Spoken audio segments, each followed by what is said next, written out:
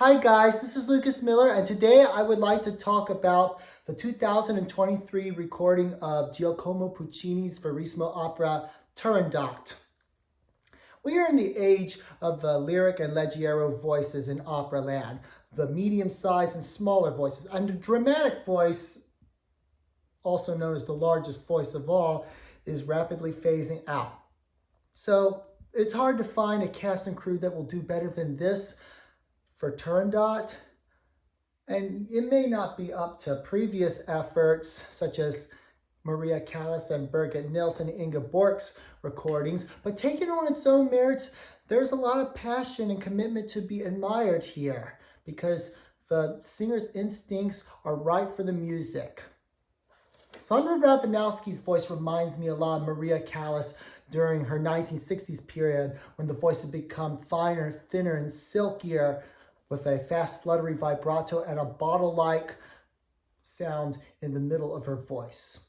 Her high notes also ring much like Maria Callas, and she emphasizes certain words for dramatic effect, again like Callas. The color of her voice is a little darker and not as bright as Callas, but there's definitely a similarity between the two voices. In fact, she sounds like a combination of Maria Callas and Edda Moser because of a rich, dark sound and the fast, fluttery vibrato.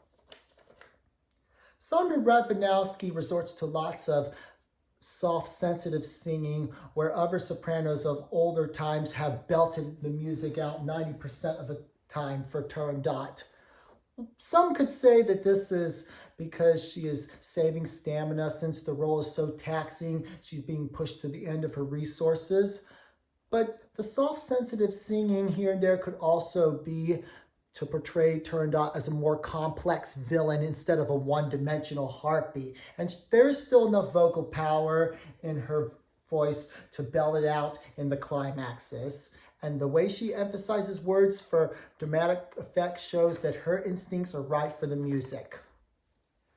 Some of my favorite parts are when she sings the lines in her great aria In Questa Regia, Principessa lo uling ava dolce e serena.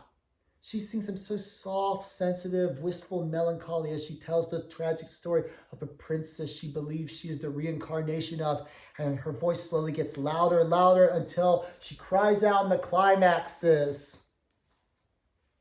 She does the same for her two high C's in Figlio del Cielo. At first she sings soft and sensitive, but then slowly gets louder and louder until the great climax with the two high notes that soar above the ensemble. Jonas Kaufmann is the tenor who sings Calaf. Like Rennie Fleming, he has a household name and star and considered one of the hottest things in tenorland since sliced bread. It seems that almost every soprano with a record deal these days wants to duet him. This does not take away from his accomplishments, of course. Some singers are simply more fated to be successful than others due to their connections, but there is a lot of passion and commitment in his singing. He does a lot of soft, sensitive singing, but can also belt it out in the right moments, and he also emphasizes certain words for dramatic effect. He brings so much love and care and attention to his roles that I can't help but admire him. Compared to earlier recordings, the bloom is a bit off the rose on his voice. What I mean by that is his voice does not sound quite as radiant and clear as it used to. There are places where he sounds a bit woolly and opaque, but his singing is still very strong and passionate throughout, and his high notes still have plenty of ring. Ermanella Yaho, as the slave girl Liu, serves as a perfect foil for Turandot. She has a very beautiful voice with a vibrant ring and fast, fluttery vibrato, and her pianissimos are so soft and velvety. The Timur, the Peng, Peng, and Pong, and the Emperor all sing fine as well. Who really purchases a Turandot recording based on that premise, though? Antonio Papana does an outstanding job as the conductor. All of his tempos are excellent, and he gives the opera a great sense of form and brings out all the details in this luscious, exotic score. I hope that one day he gets around to recording some Ottorino Respighi and Miklos Rozsa, because he would be really great at that as well. He is more than capable of tackling a fierce, intense score like that. Bottom line, Birgit Nilsson and Franco Corelli's recording will always be the greatest Turandot.